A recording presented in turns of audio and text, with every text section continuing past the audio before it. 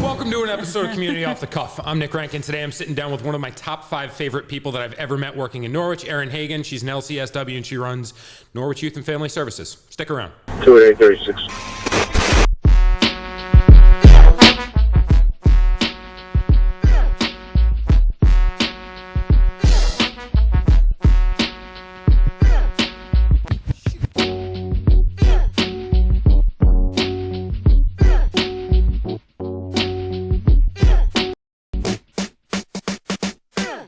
Well, really, I've been trying to have you on for 6 months. Yeah. But you have a new baby. I do. So that's obviously taken up some amount of your time, and we haven't really been able to do that. Yeah, exactly. It's been a lot.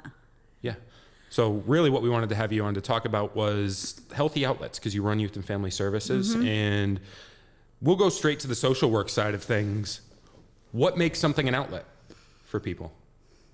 I think anything that makes you feel better, and there's healthy outlets and there's unhealthy outlets, but like an outlet would be a way to escape whatever maybe feeling or emotion that you're going through that you can't manage at that time. So you need to take a step out and do something to help release those feelings. And there's people that do that in really healthy ways, like exercise, meditation, working out, things like that. And then there's people that do them in unhealthy ways, mainly because they probably haven't learned or practiced the other things, but substance use, anger, any kind of self-destructive behavior, really. Arguing with people. Yeah, getting defensive, confrontational, things like that, yeah. So a lot of what we do, and a lot of people, kids and families that we work with, are the ones that haven't necessarily ever been taught. Do you think that's something that people learn automatically through things like organized youth sports or extracurriculars and stuff like that? Is that where that's learned, and then later you discover that, this is a source of relief? I think so. I mean, I think with sports and things, you can learn about discipline, and then that being a healthy outlet. And that's great. I think if that's the only place, though, that is where you can still run into trouble, because you can't always run onto the football field and play a game of football if you're having a stressful day, or, sometimes being too disciplined could keep you from engaging in something, or could make you have like really super high expectations of yourself. And when you don't meet them, then, can snowball into something negative. So I think it's totally multifaceted. So right at home is important. What I think happens, though, a lot of times is parents haven't learned the skills to pass them on to their kids, or school, they do now more so teach social emotional learning, how to deal with your feelings, how to manage them.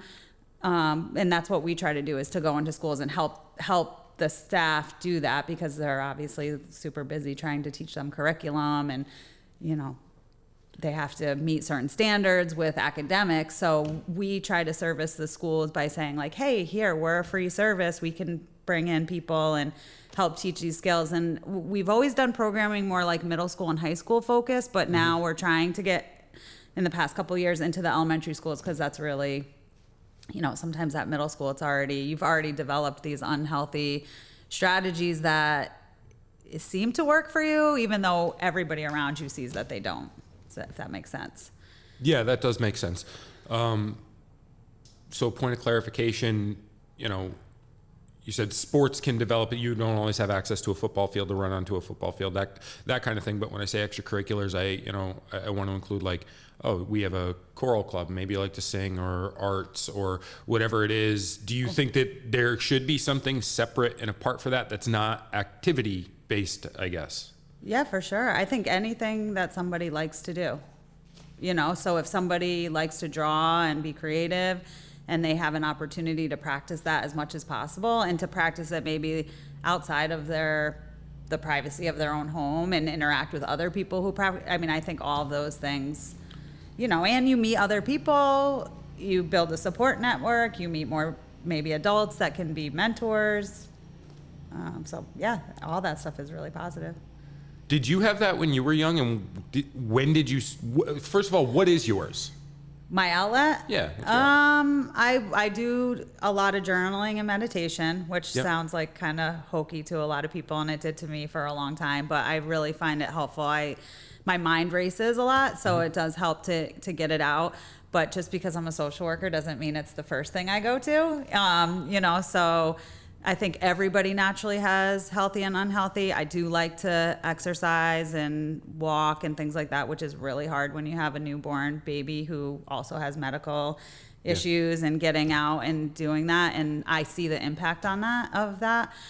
And then, I like to eat, and Sure. that's just like a natural, easy place to go to kind of escape. So I think that's the one thing I like to focus on, is like normalizing that stuff, because sometimes people, and I'll do it too, like, oh, I did an unhealthy outlet and then I beat myself up, and then I continue to do unhealthy things, instead of like saying like, oh, like I'm a human, I did an unhealthy thing, everyone does that, and now I'm gonna like be okay with that and do the healthy thing. Sure. That's hard to do. Yeah, I feel like that spiral of, I feel bad for doing the unhealthy thing, means now I need to escape from the bad feelings that I caused by doing the unhealthy thing, so I'll do more unhealthy things. Yeah. And create more So bad think feelings. about if you're a kid with a still undeveloped brain, which is of no fault of their own, right? It's just the truth of the matter, and they're getting in trouble in school, and people are like always telling them like, you're not making good choices, you're always getting in trouble, what's wrong with you, why are you doing that? They don't maybe know why they're doing it, and then they feel like,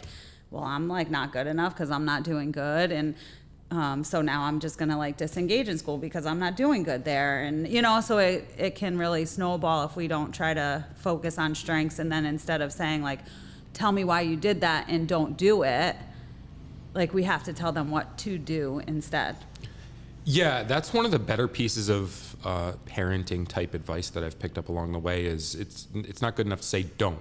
Yeah. Right? And not that you shouldn't say don't. It's now give them something to do, which I learned it well before I had kids, but I was like, oh yeah, that does make a lot of sense. Right? Yeah. What are they going to think of their own thing to do? Yeah, No, exactly. Tiny Exactly. little, they don't. The first time I ever like thought of that or heard it was someone had been teaching about like for little kids, like in redirecting them, and they'd say, don't tell a kid to walk. Like you say to a kid, don't run, but if you say, hey, I need you to walk, or so, it's like, then they can, like, I don't know. Right. It processes better. But to get back to the question about outlets for me, so that's a big part of why I work in this field. Because without positive outlets or positive mentors in my life growing up, I don't know that I would be where I am today. And I'll just like to go back. It wasn't an easy life growing up. And, my parent, she did the best she could with what she had. And she was a wonderful woman, really beloved by many people actually in the community. And she knew what she knew. And so she could only pass on what she could. And as a kid, I went through a lot of loss. My dad died, my sister died. And, she didn't know how to handle that. So to be able to teach me how to handle it, and so I didn't handle it, but I had people that I could kind of talk to, that when I got to the age that I was able or ready to talk about it, I actually tapped into those resources. And so full circle, when I was 16, my mom didn't know how to help me because that's when my sister died. And so someone at the school told her about Norwich Youth and Family Services and how they offer free counseling, which we still do.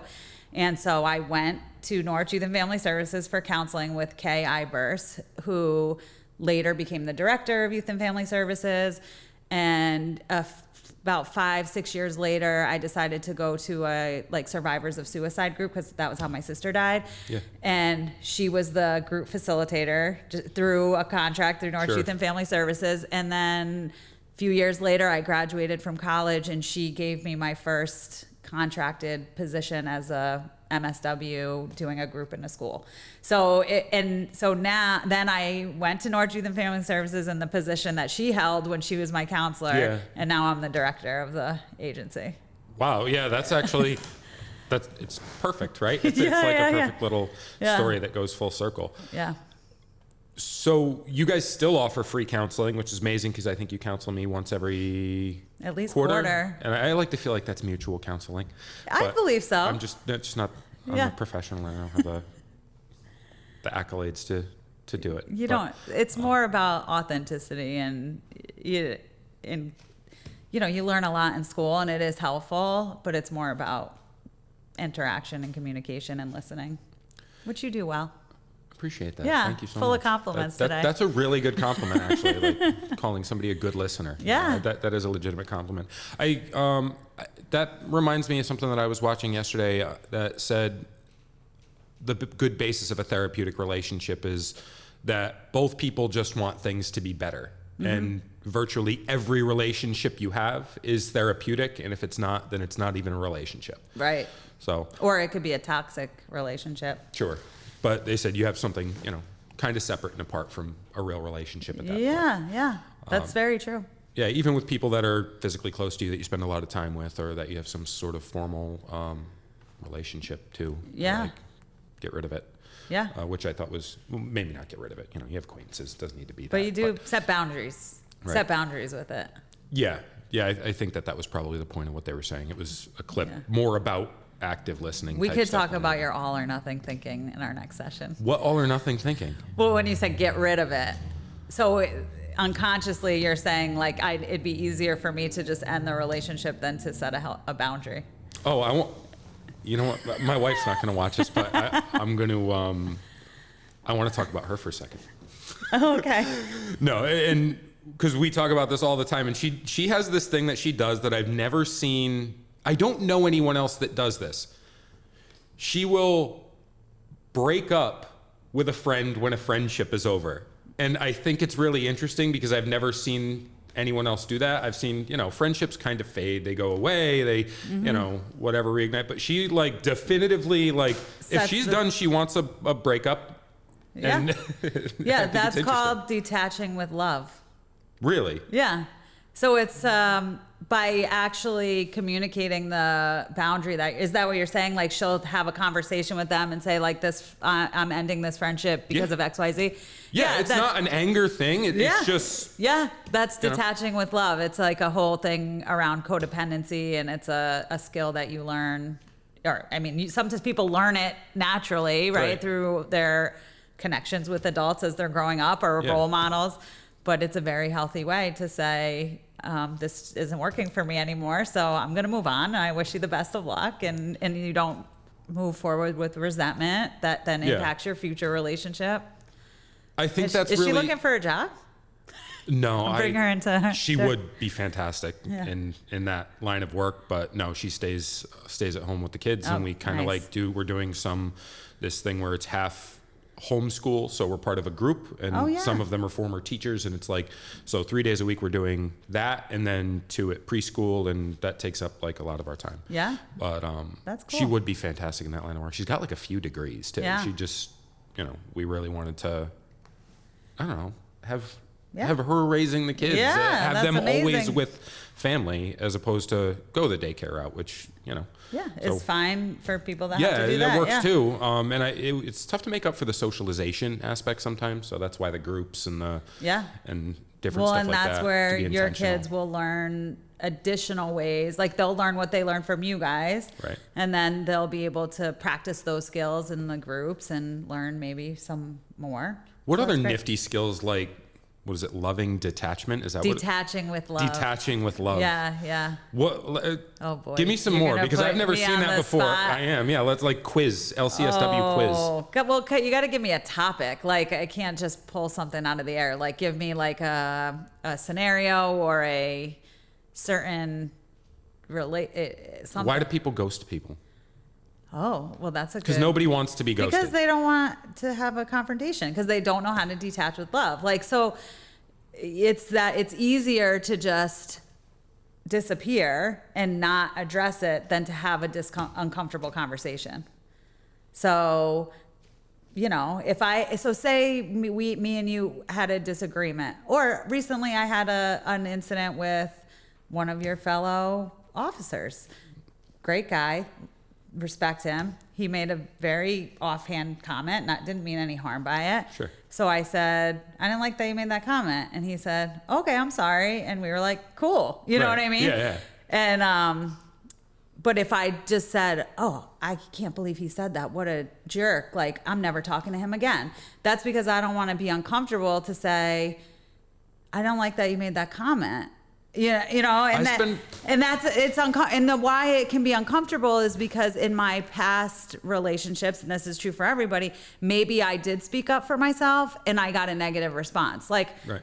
Well, who are you? Like, why should I don't need to please you, or that's your problem. You're too sensitive. You know, so for many years I wouldn't have said that. But now It's like, well, you know, I got to speak my truth even though it's uncomfortable. And part of the reason I learned to do that was through a work training that we did on like why it's important to have uncomfortable conversations and how they build relationships.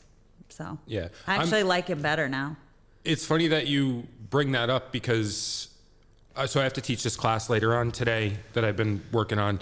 And part of it is high resolution problem solving, right? Mm-hmm. And what you did there by saying, I don't like that you made that comment, is you took it down to the exact behavior, right? Very clear cut as to the thing that you don't like, addressed only that without letting that spread or conflate to the rest of somebody's personality or other things, right? Yeah. Going to low resolution solutions. And I feel like that's... And I didn't overgeneralize that because, you know, and I think that becomes an issue in many different scenarios is somebody does one behavior or makes one choice, and it's easy to overgeneralize and make an assumption about that person's entire personality. Halo effect. Yeah. And so, you know, that's not fair. If I were judged on some of the choices that I made, I would, you know, not have my job, you know, Sure. or just, you know, not have as many people close to me, you know, so it's really, you know, about focusing on the behavior and not the person. Yeah. Whole person. That's a term. Whole person? Yeah, like you went in like systems theory and stuff, you would look at like the whole person, like all the multifacets of their personality so that you're not just judging them on one specific thing. And then you look at all the systems around them that might impact their behavior, good or bad. So a system would be like, if you're looking at a kid, like school, family, extracurricular activities, and then you would break it down even further, like all their peer groups, and then you'd look at all their, like mom, dad. Well, and then there's like something called an eco map, and you draw lines to those things based on whether they're like specific, like a line like that might be that they're close, like that's a healthy connection. And then you might do a line and then like dashes down, it might mean like disconnected or strained. Yeah. And then you kind of use that as a visual to help enhance the good relationships and maybe help them learn some skills on how to manage any emotions that are going on with the... That seems like something people could do on their own and might be beneficial for adults. Oh, absolutely. It's like to sit beneficial for down anyone. and really categorize and go, hey, what's the nature of this relationship that I have with either this other person or this entity, like in the case of, you know, a job or a school or, you know, how that I could see why that would be really, really useful. And it's useful for other people. Like if I'm sitting down with you or a kid and I do that eco map with them, and then they can like visually see what situations are causing them more stress and what things help them. Because if you're just going your day-to-day life, it's so easy for us to compartmentalize things and not recognize like, oh, this relationship is actually causing me a lot of low self-esteem. But you don't...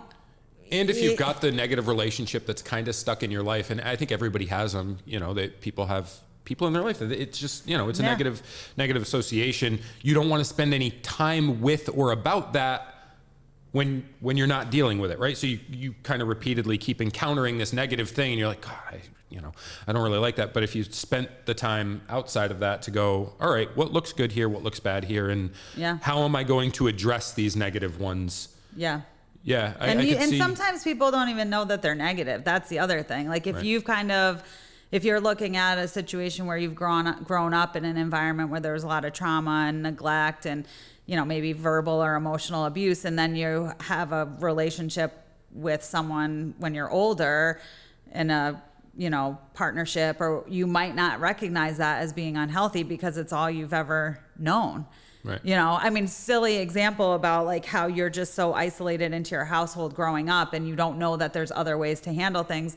When I was growing up, we always ate in front of the TV, like TV stands, a lot of TV dinners, whatever, and that was like, we watched TV and like, that was just what we did. And when I was in high school and I started like going to eat at friends' house and stuff, and they like sat at a table and interacted with each other, so uncomfortable. Right. I'd be like, what are we going to talk about? Like, what's going to happen? And even still to this day, I get a level of comfort when I can just like go take my food in the living room and eat. Like if I've had a rough day or something like that. And my husband is the complete opposite. He grew up, they sat at the table every night. His mom had dinner, 4 kids. She worked full time. She had dinner on, which is amazing because I have 1 kid and I haven't made dinner in 6 months pretty much. Right. But,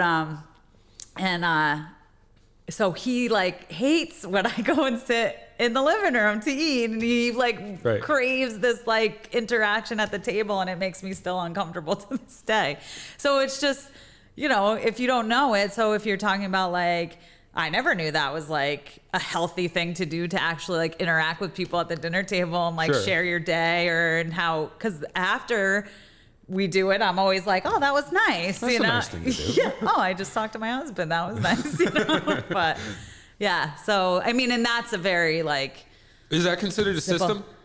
Yeah. How you coordinate, meals. How you coordinate meals, does that be considered a system? I think that would be like traditions, like norms in your house. Yeah. Right. That could be definitely a system. That's funny because there's another like interesting difference. Here I am talking about my wife on the podcast. This is like me too. Yeah, whatever. It's nothing scandalous, but I'm trying to put her on blast like that.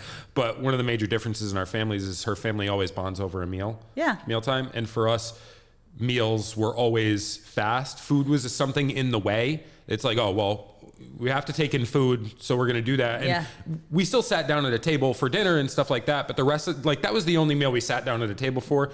Everything else was like an in-between, grab your food and let's do what we're doing. We bonded over labor, right? Like manual labor is what we would bond over. Yeah. And that's a comfortable space to spend, like mucking stalls in my family's house was like a comfortable space to be in. Oh, we're going to go move the hay from here to there, fill the water buckets, whatever it was.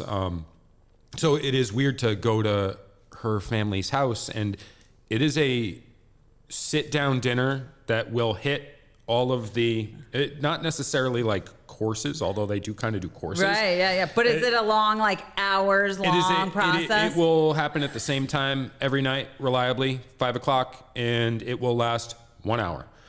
At your house? No. Oh, there. Oh, okay. At theirs, yeah. Oh, okay. And to me, it's strange. Like, I don't know how to be.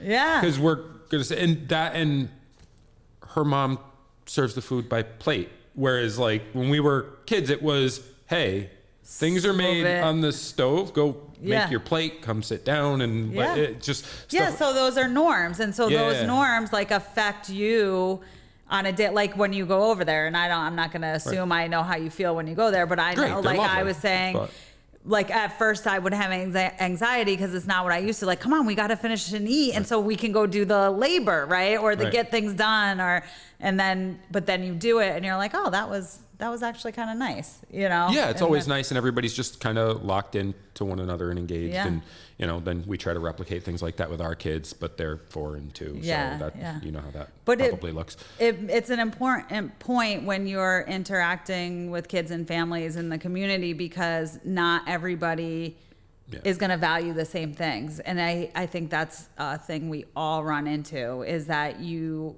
like a big thing I've learned in this career is not every family values education, right? So we're here with this, like, and schools are motivated, like, we got to get you to graduate. If you don't graduate, you're not going to have opportunities, and you're not going to get to go to college. Well, that's not what everybody wants to do, and that doesn't have to be what they want to do. There's very successful people that did not finish high school, and I'm not advocating for kids to drop out of high school, but you have to look at what does this person value and how do we help them achieve what they value. How do we nurture that instead of trying to put what we think is important on them. And I'll have to, as a parent now, I mean, she's 6 months old, but I have to remember that, like, I can't get her to live and choose the things that I lived and chose, or the things I wished I did, right?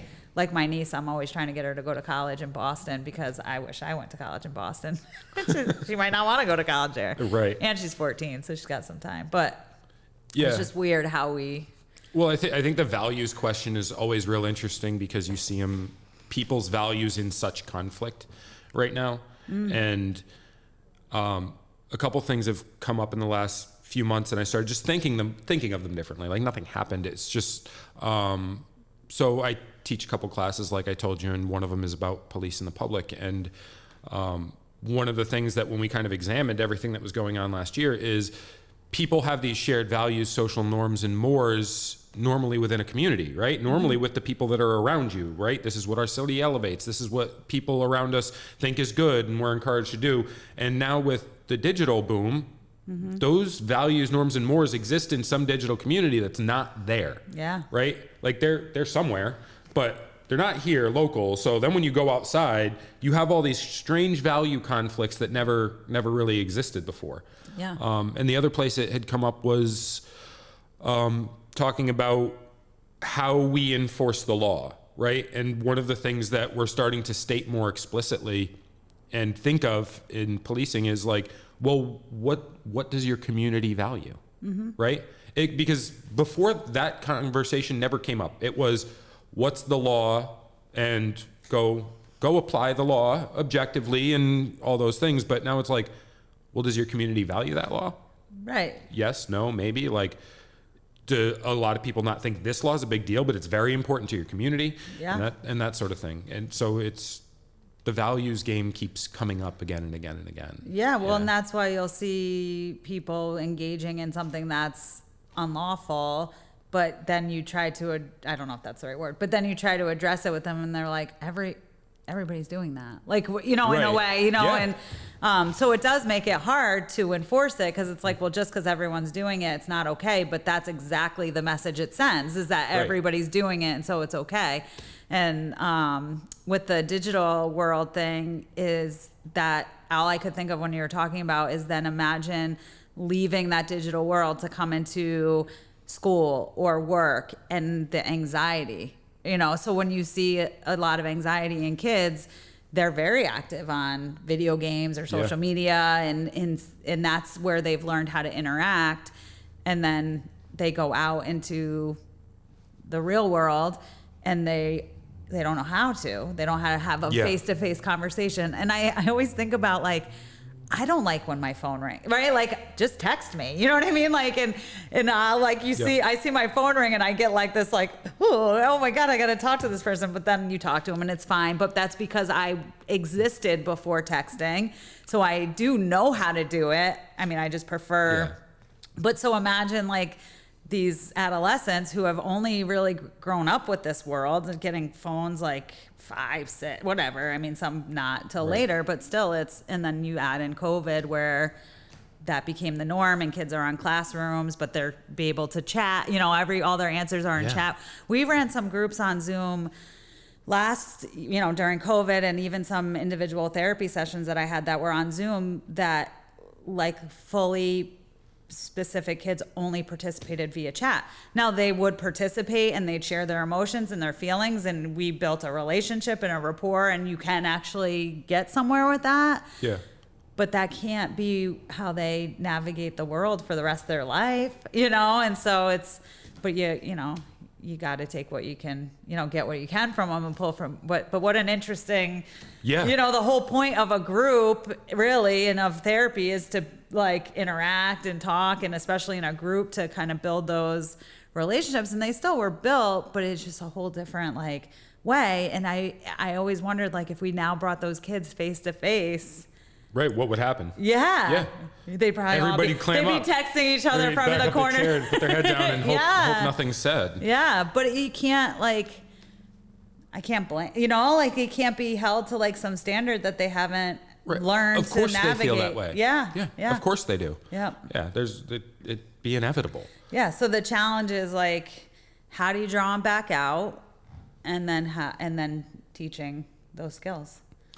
Yeah, that's been something that's been like a primary concern of ours for a while now, is how do I get people to go talk to other people face to face, and how do I get people to set down the phone? I remember you were going to do that challenge, like where like take photos with people in your community, but the issue was like, A, you need your phone probably for the photos, and B, how are you going to share them without your phone? And we were going to do like disposables. Yeah, we're talking about doing disposables, and then how are we going to retrieve them? Who's going to develop them? Are they just going to disappear and get stolen? Right. Yeah. And I was actually thinking about it in preparation for this episode. I don't know why, maybe just because of the healthy outlets thing, but I think it'd be fun to do like a community digital detox. Like, that's a thing. Dopamine fasting's a thing. Digital detoxes are a thing. And I think it'd be fun if we could get a group of people to just like. So other communities, and there's actually a national, and it's called something specific, basically, that's like, whatever, electronic free weekend or whatever. And we did try to promote it and do something, but this is the truth, and this is why a lot of people don't access our services, is we're very small, and so to get the word out is difficult. And so what's really been amazing in the past 2 years since I've been back in this role is the community, the group connections, right? So instead of us doing unplugged weekend, one weekend, and it's the same weekend as National Drug Take Back Day, and the same weekend as another group is having a festival downtown. And so instead, I feel like we've been really getting good at this, is like organizations like mine and Rose City United and Bully Busters, all the rec department saying, hey, let's all do an event together in the same spot. And a little plug for the trunk or treat that's coming up on October 22nd. Rose City United wanted to do a pumpkin carving contest. Rec department is hosting a trunk or treat. Like, let's do it together, attract more people. And so for like an unplugged thing, there's communities that have done that super successfully, and it just takes everybody getting involved, businesses included. So I'll give Old Lime a shout out. Like, they got a bunch of their businesses to participate. Like, if you came in with your family, you got a certain, like a free ice cream, or, and really getting businesses involved. So it motivates families to get off their phones and go out into the community. Like, we did like a scavenger hunt. Some people did participate, but really people just who are following our Facebook, and that's, I mean, we have like 1,000 followers, but there's, how many things are there following 1,000 things? Right. Like, and there's, how many really people are there in Norwich? Like 40,000? Yeah. You know what I mean? So almost 50, I think now. Yeah. So, I mean, that's great. I'm super happy for the, over 1,000 followers, but, that's a lot of people we're not reaching. And that'd be good. I didn't even think about it if we hit the local businesses just through Angela, right? Yeah. Say, hey, can we get this out to the businesses? And I think it's in April is the national one. So I think always plugging into that on a national level helps, because there's, all kinds of like ideas that you can get. And then we did it, I think it ran into like Earth Day weekend or something, and tried to do a combo with that. So have you ever done it for yourself? I have tried. I'm just going to fast off. I have tried. Yeah. It's hard. Like, I'll delete Facebook and Instagram, and but it's hard. I mean, and have you ever tried to like put your phone, or like you leave home without your phone on accident? How many times like you go to reach for it? That's creepy. Yeah, because I don't wear a watch anymore. It's like that. It's my clock. It's it's like it's really everything. Weasels its way into your life. I have Apple Pay on there. Mind blown. Didn't know how easy that was. You don't even have to take anything out. But so. Without your phone, I'm lost. But then 4 hours later or whatever, when I haven't had it and I finally have stopped that reaching, it's like, oh, this is really nice. I'm going to practice this more often. And then I get home and I'm like, how many messages do I have? And then you just fall right back into it. Yeah. big things that I found that helped me was I had an Apple Watch for a while, and for good reason. It was like, I don't want to drag my phone out with me out onto scenes, but people still need to be able to get a hold of me. And that's the annoying part. I need, when I'm done with police work, no one will ever need to get a hold of me ever again. And that's my dream. Like, I'm happy to hear from people, but I don't It won't be an emergency if you can't get back to them. Yeah. Yeah. And it's, so I got rid of the Apple Watch because it would just touch you every 5 seconds. Even when you're off, like relaxing, the idea in my head was, oh, well, now I can leave my phone away from me and I don't have to think about that. But instead, every 5 seconds, it's like, hey. Yeah. And so I did that. And then I started using the do not disturb auto responses. And I wish they'd like make a robust auto response system. Yeah. Because right now it's like driving mode. Yeah. You have to put it in, which means like I can't check the time or no big deal. But it's like, hey, I'm just unavailable. And that's what I put as my, it's like, I'm doing family stuff. I'm just unavailable. Yeah. Interesting point that you make there though, too, because one time I had wanted to do that. And, I was telling this mentor of mine who kind of helps me, get in line with these healthier things. And she said, why do you think you owe it to people to have a message that tells them why you're not available? And it's like, oh yeah. Like, you know what I mean? Like, right. It's just interesting that that's the world like that we live in, that it's like, right. Oh, I can't just shut my phone off without letting people know right. why they're not going to be able to reach me. And it's like, this pops in my head. Like, I remember when my car ran out of gas and I had to walk 3 miles to go to like a payphone, right. Like nobody was getting a hold of me that day, or it's crazy. So this makes me think of the Like film. I don't know if you know about this or we've talked about it maybe. And it's kind of like The Social Dilemma on Netflix. Awesome. But this company does films a lot on social issues. It's called Indie Flicks, and right now we have access to the Upstanders one, which is about bullying, and it's National Anti-Bullying Month. So, but the film Like, it's like very what you were saying. It's like the apps and all of that are made to get you to want to check and get you right. like when you're saying like that like, hey, don't forget about us. Like, don't forget about me. I know you're trying to like. Well, it's a weird attention economy, right? Yeah, it's crazy. Yeah, your attention gets to look at advertisements. What's that also pay money crazy is get, when we get off this and we go to check our Facebook and something we talked about is going to be an ad on our phone. Oh, that's so creepy. Yeah. Weirdest thing that you've ever had in a conversation that popped up in your phone afterwards? Oh, I don't know. All right, that's fine. What about you? Bronies. What's a brony? A guy that likes to dress up as a My Little Pony. Oh, I have no idea why it came up in the conversation, but then open your phone afterwards and it's like, really? Oh, like wow. there's My Little Pony full-sized man suits that you're advertising to me? Amazing. And you go... Yeah. You're testing my memory a lot today, and my bandwidth is minimized, and I think anyone with a 6-month-old child couldn't identify with that. Yeah, I think anybody understands that at all. And luckily, your bandwidth is usually quite wide, so you're coming across as very... wide bandwidth. No, you're coming across as with it. Good. You seem like locked on and okay, good. Are we going to cut that part? Do you want us to? No. We can. We don't have to.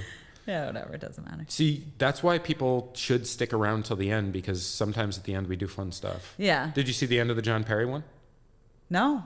Oh, well, there you go. You should watch the end of the John Perry one, because things get fun. Oh, okay. I will. Yeah. I will. All right.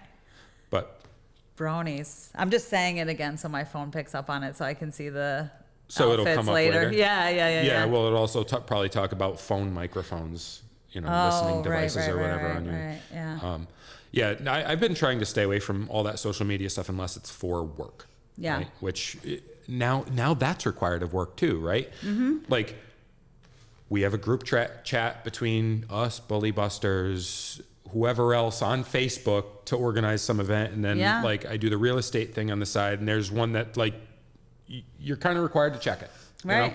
Yeah. It's part of the business. And, well, every time I've deleted my Facebook, that's part of it, is like sharing flyers and things, which is actually like very easy to do just on my phone when I can't get to a desktop, or when I'm scrolling my Facebook and I see, Rose City United post a flyer and I can just boop, boop, boop, and so I think they're kind of excuses we make up, and we hold ourselves to the standard of doing it. And think about, I keep going back to like the kids, like brains aren't fully developed, and ours, supposedly are, right? And we destroying them and daily, we struggle with it. So it's like, and so I did this social media training one time at NFA for the staff. Yeah. And when I opened, I said, all right, you guys, I'm going to pass around this basket, and I'm asking you to put your cell phones in the basket for the entirety of the training. And I was kidding, and I did not really mean it, but it was really to I'm just realized I'm like yelling. But it was just to prove the point, right? Yeah. It's like, you're asking these kids, our whole lives are on our phones. Mm-hmm. Their whole lives and their self-worth is attached to their phones. That's the scary part. And their relationships. And we're asking them to stay off them for an hour-long class period when you aren't even willing to do it for an hour-long training. Right. So, I think that's what... I should have Deb on to talk about that and the whole cyberbullying end of things, because I think I don't have enough of a frame of reference for it, just because, Facebook came out when we were adults. Mm-hmm. Or, for me, it was when I was in college. And so to me, that's not real. Yeah. Right? I go, oh, that's just this thing. Yeah. And, it's not real. It's to keep track of friends that I don't talk to as much, and what they're doing and how everybody is. And that was my initial response to it. The first time I heard somebody being like, oh, my so-and-so's getting bullied on Facebook, I was like, well, let me talk to him. I was like, hey, great news. This isn't real. You could totally delete it. You don't need it. Right, but that's not something they're going to do. It's not something they're going to do, and they haven't really seen time without it. I think the next generation coming up, parents are now wise to that, and it's like, you're not getting on social media to begin with, but it's also the struggle of how do you keep your kid technologically relevant, and so they can understand their peers and have frame of reference, but also responsible. How do you even strike that balance? Well, I'm going to argue your point that you just said, because you said parents are becoming aware of it, but really, if you think about it, soon enough, the parents are going to be these kids who are their whole world's in social media, and some already, really, because if you look, 5-10 years, really, this has been going on. It seems like not as long, but it really has. And, and I think I'm on Facebook and Instagram, but there's so many other apps that kids are on that are just zones for this, and Snapchat, because it doesn't stay up, and then you start getting into all of the pornographic pictures that kids are sharing, and screenshotting and all that stuff. And so watch the upstanders. I'm serious. I'll check you it out, say you don't know, and I'll tell you, a person I highly respect who always wants to be informed was like, I almost deleted that email with the link to the movie, and I decided I'll play it in the background while I do some other stuff, just so I can say I supported you. Right. And then after sent me a message and said this should be a requirement for every middle school and high school kid. Drew her right in. So that's what's really great about these films that Indie Flicks does, is that they're super engaging. It's not like, we've all watched those videos about anxiety or cell phones. Yeah, and then I'll come across an after-school special. Yeah, PSA you're like, type, oh God, setup. I don't want to watch this. But these are actually really good. I mean, I've been going to trainings for over 20 years on anxiety, and I watched the Angst one, and I learned so much. That reminds me of what we were talking about a half hour ago, which is, I wanted examples of things, but I learned recently that's a thing that some professionals get to do, is you get to go to a training on just an emotion. Oh yeah. That's awesome. What's the best one you've been to? Oh, the best training I've been to. I heard somebody say. Well, there's different. I would say there's the best training I've ever been to on an intervention is motivational interviewing. So do you know what that is? No, I don't. So motivational interviewing is based on stages of change. And it was originally developed related mainly to people with substance use disorders, and this theory that people who have substance use disorder are in one of 5 stages of change. or 4. This is where I'm like, I'm not a book smart that's fine. person, but I'll know, like, so there's like pre-contemplative where it's like, you don't want to change, like it's not even on your radar that you need to change. Then contemplative, like, oh, this behavior is getting me into a little bit of trouble. And then there's action, and then performing or something. I don't know. Please don't hold me to this, guys. But anyways, and so you work with the person based on where they are in each stage of change. So if someone comes in to see you and you are like, oh, they gotta like anger. And so now it's been, you know, you can use it with anything. Yeah. Like, I used it with my mom actually when she was like at retirement age, but she didn't want to retire because she loved her job. And I did the training around this same time. And it's about asking open-ended questions, affirming what people say, helping them kind of come up with the answer that you want them to see. Like how I knew it would be really good for my mom to retire because she could, you know, travel, and her boyfriend lived in Canada, and she could do all these things that she liked, but she couldn't see past like, what would I do without a job, you know? And so I said one simple question. I said, well, I know you don't want to retire, but just curious, like if you did, what do you think you would do with your free time? And she started listing all of these things that she would do. And then she was like, why am I not retiring? And then she did. And so if you can kind of do that with someone who's struggling with a relationship, you know, well, what kinds of things would you do if you weren't in this relationship? Also, like, what's really great about this relationship? What would be good about not being in it? What would be bad about not being in it? And really getting other people to explore. So that was like really great training. I learned a lot. I apply it to everything in my life. And then I'd say, I mean, maybe not so much now because I know so much about it, but I think back when trauma was really starting to get recognized, and, you know, just to really get in deep about like how trauma works in your brain, you know, and how there's just something shifts in your brain when you experience a trauma that then has the trickle effect of later when you experience something else that brings up that same feeling, your brain says, meow, meow, meow. You know, I'm not safe. So like you think, oh my God, all I did was tell that person to calm down and they lost their mind, you know, but like, who knows, maybe when they were growing up, then they experienced some kind of physical abuse. One of the things that the parent said or whoever said was, if you don't calm down, I'm gonna whatever. I don't know. There's just so many things that can connect it all. We bring up the calm down one in some of the police work classes. So when I teach de-escalation, we have a slide that's Hobbes, from Calvin and Hobbes. And it says, never in the history of calming down has someone calmed down by being told to calm down. Yeah. And it's absolutely the truth. One of our interns ran into it the other day. I don't think she said calm down exactly, but she said something along, maybe relax, or it might have been like an I understand kind of thing. Yeah. But the reason, or at least the reason that's been attributed from what I've looked at, is because it's an accusation. Yeah. Calm you're down. Saying I'm not calm, or you're saying I'm doing something wrong. And I don't have a reason to not be calm. I should be calm, right? Because it's almost devaluing their experience. Yeah. Like, I found that to be really, really true on the street. Calm down and relax are not good things to say. Well, they're not good things to say probably in an argument with your significant other. Right. You know, I mean... Well, that's actually what we say in the class. We put up the slide. This is how it goes every time. We put up the slide. And we go, if you don't believe that quote, I challenge you. Go home to your significant other, start picking until they get good and spun up, and then go, hey, just calm down.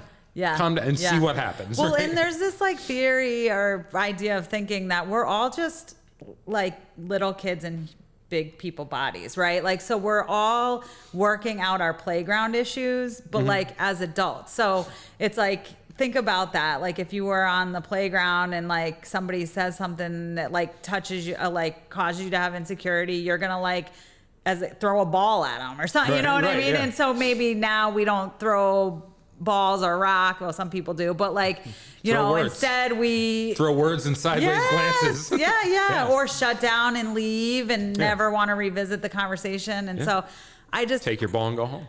Yeah, exactly. And so I don't know. It always, to me, makes me upset that we have these standards for young people to behave in these ways that like we as adults are still trying to navigate and figure out. But it just looks more sophisticated sometimes not, but you know. Well, yeah. And I think I notice it a lot now that, like I said, my kids are 4 and 2. So they're starting to have their own autonomy and like experience real emotion and different social type things. And, you know, it's not just the protective world of mom and dad entirely anymore. And I watch the behaviors happen all the time. And then I'll come to work and I'll go to a disturbance or a call and I'm like, this is the exact same behavior. Yeah. This is the same thing. Yeah. And then you'll see it in yourself sometimes. Like when you encounter that negative emotion, it's like, you know, my son got really upset the other day because we left his blanket at my mom's house when I, you know, brought him home for the night. And it's like, cool. What if I left my phone at my mom's house? Yeah. And exactly. You would drive back and get it. Yeah. And we had a whole conversation about it because we do this thing before bed. Like we do our prayers and then we chat, prayers and chat every night. And it's my way of trying to like get good ideas into his head, I guess. Yeah. And so we talked about like, hey, why do you think you're upset that you don't have your blanket? And then we talked about like, well, it's a security blanket, right?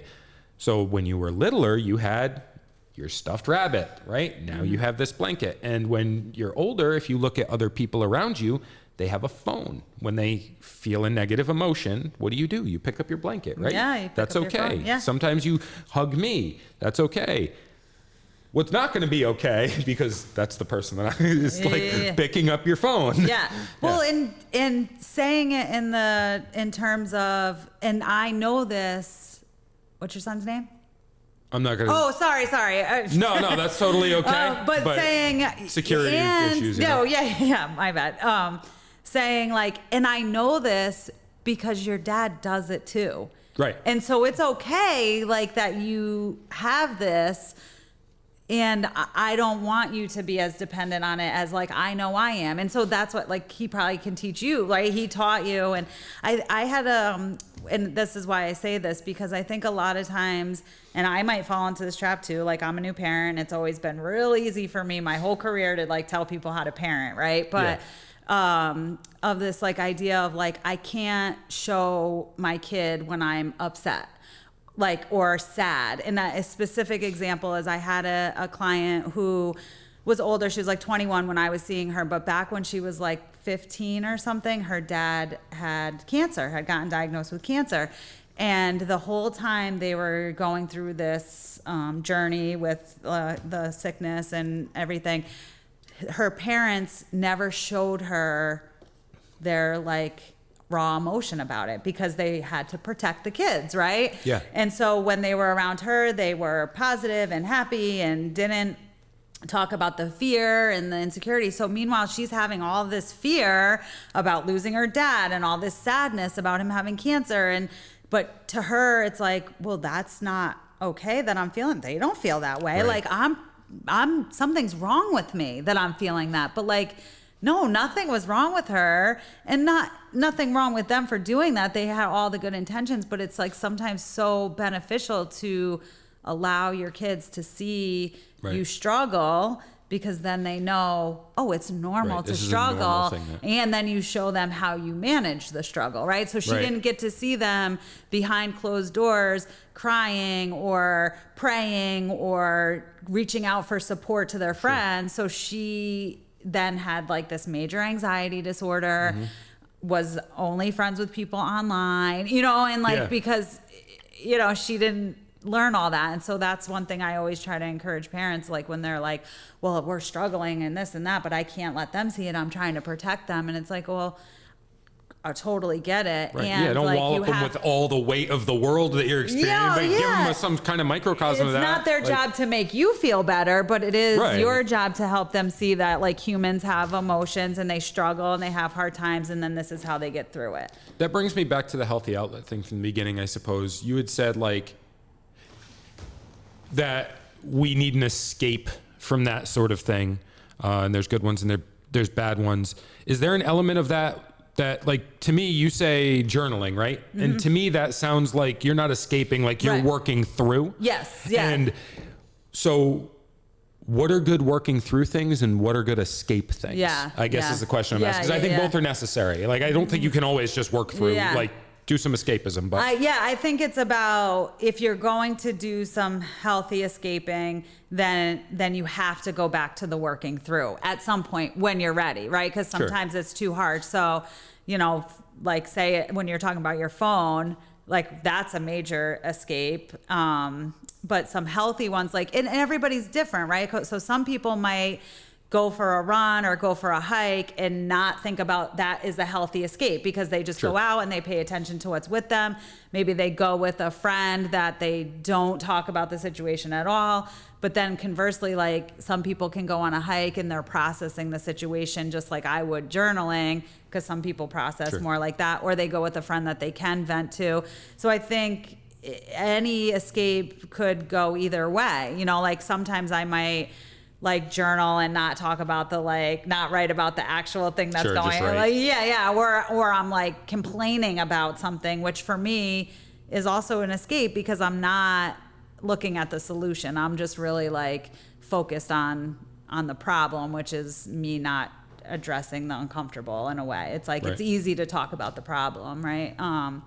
You know, and some people, for meditation, it's like, you know, you can get everything out. You never get everything out of your mind with meditation. And I just like always tell people that, like, you don't meditate. Like, I don't know anyone who meditates and like literally thinks about nothing the whole time. The Dalai Lama. Maybe, but Probably, I don't know. I'm sure every once in a while he thinks of his grocery list or something. Like, but yeah. So, or that could be a time when people process stuff. So I think that for me, what I do in my work is like always to try to find for the individual, you know, like, because I can't say, oh, journaling's going to work for you. Some people, journaling might make it worse.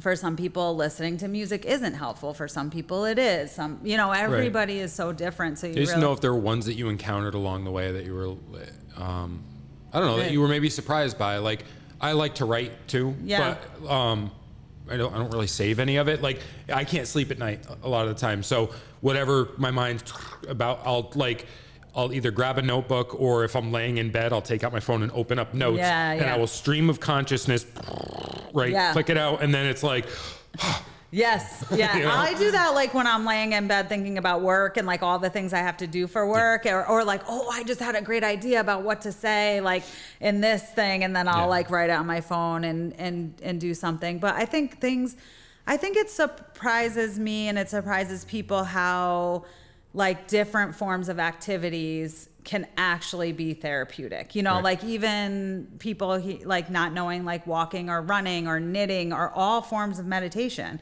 you know, but people don't necessarily like know that until they delve into it. You know, is there a psychological common thread between all of those?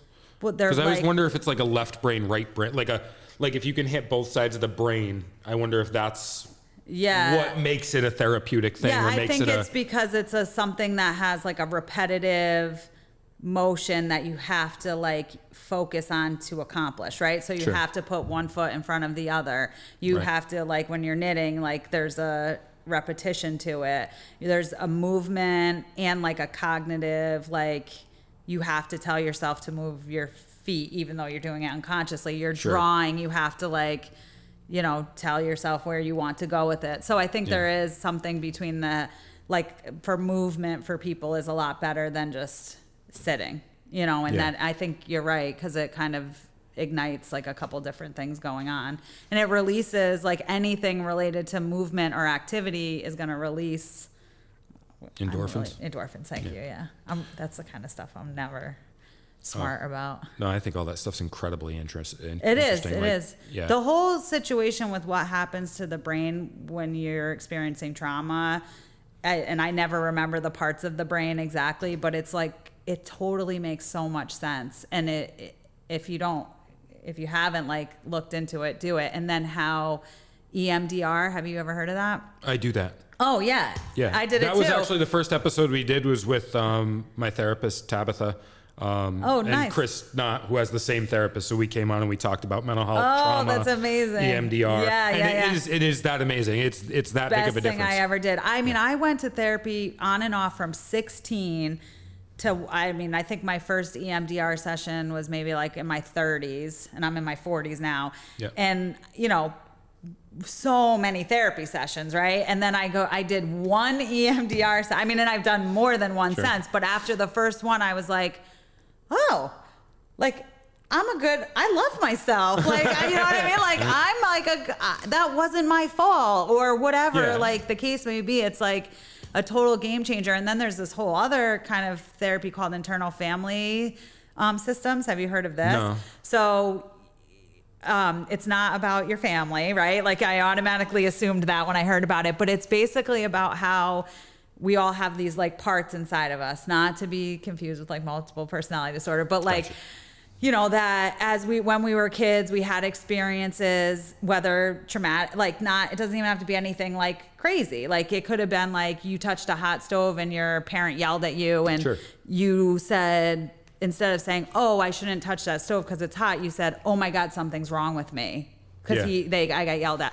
And so you're then inside, you develop these protectors, which then teach you like to kind of develop this behavior that will protect you from experiencing that feeling again because it was uncomfortable.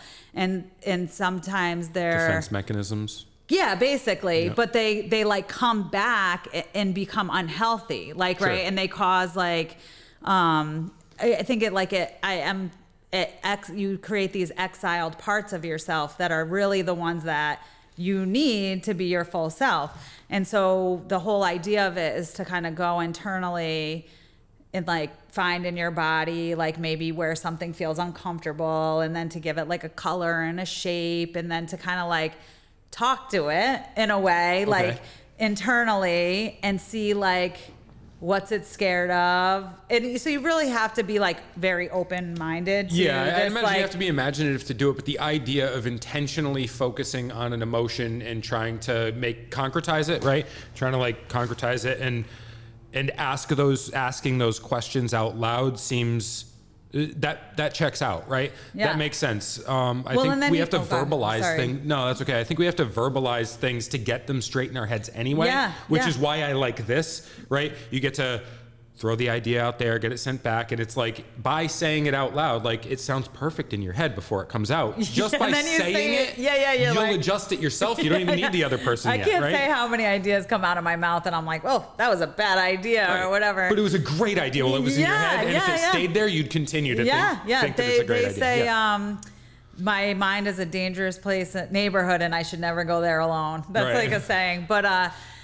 But then you take it the step further. Once you can kind of like connect with that part, is like you try to find out what part of you and what age are they trying to protect, so you can like go back to like kind of connect with that part and give that part an update, right? So you're basically saying like to your 6-year-old self who got yelled at on the soccer field, like, hey, since that happened, I like have done this and I have done that, and I am like now capable, like thank you for helping me all of these years, but now I'm capable, and like what would you rather be doing? Like that's as far as it goes. It's like you say to that part, like what would you rather be doing, because then you can make it healthier. It's so good. It like I said, years and years and years and years of talk therapy, 4 of those sessions.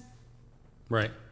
I think there is something to that, and because it's also probably something you don't like about yourself, and explaining its existence rationally and why it is the way that it is makes you probably already okay with it. I think about that all the time in terms of same thing. I'm going to go back to that class just because I've been working on it so much lately.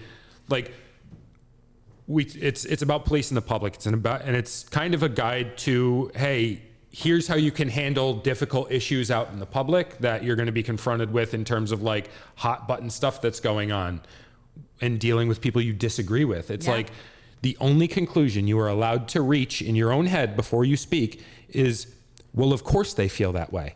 And then you need to build the argument up to support, of course they feel that way. It's the only thing you're allowed to reach. And by the time you do that in your own head, this person is understandable. You like them, you care about them, and you get how they got there. Yeah. Because you forced yourself to build that argument or build that understanding in your head. Like, and now you recognize them for their strengths. Yeah. That's the big part, right? Well, and you can address why they're doing the thing that they did and not just like penalize the thing that they did, right? That's not going to, and that's what the whole juvenile review board is all about, right? Yeah. So these kids come to the juvenile review board because they got into a fight at school. Well, you know, why did you get into that fight at school? Well, maybe it's because of a conflict with this person. Sure. Well, why did it escalate to that? Oh, they don't have conflict resolution skills. Oh, and then you find out like, oh, their dad died when they were 6 and they've never like really process that. And so then they're into, you know, and you find out all of these things about like, how did they get where they get? And then we try to like address those things. Oh, this kid has way too much free time on his hands. He's 16. Let's get him into our youth employment program. Right. Get him a job. Oh, this kid doesn't have any decision-making skills. Oh, let's have him do the council, like our group. Or, oh, this kid needs some trauma work. Let's get them into therapy. And so then the whole idea is these things that are brewing underneath, who got him or her or they arrested now for. You put it to work. Yeah. In so a positive now way. Yeah. when they have a disagreement with somebody, they might use their conflict resolution skills and avoid a future arrest, you know? So it's like, you know, you see people who you're, you know, engaging with and having, you know, problems with over and over and over again. 1,000% those people are making choices based on an unresolved trauma. Yeah, you know, I think very often. How often, I mean, maybe it's not as often, but you see somebody like a gentleman that we hung out with on Saturday who years and years and years and years of being in trouble addressed the underlying issue and now is not having any trouble, is actually seeking further help because the underlying issue was addressed. But, you know, back, who knows how many times someone said, what's going on? You know, what caused you to do that? And that's what you're trying to teach now, which is amazing. Yeah, well, it's some of that, and it's also like, if I could wave the magic wand for the world right now, it would instead of this like weird right-left dichotomy where we go, well, we're right and you're wrong. It's like, no. How about you go, thank God we have that other side because they're really good at this, and this. Yeah. Right? We're really good at these other 7 things, and like, let's play to each other's strengths here. So we talk about that, and we talk about like moral foundations theory. I don't know if you ever heard of that. I don't know if it's not really controversial. It's not like an accepted theory though, you know, but basically it outlines the different dimensions along which we make a moral decision, right? Like, you know, hey, does this pertain to care and harm? Does it pertain to liberty and oppression? Does this like chastity or purity versus degradation? Is it, you know, and there's roughly 6 of them, and they tend to skew, people weight them differently, and that tends to correlate to their political leaning. Right?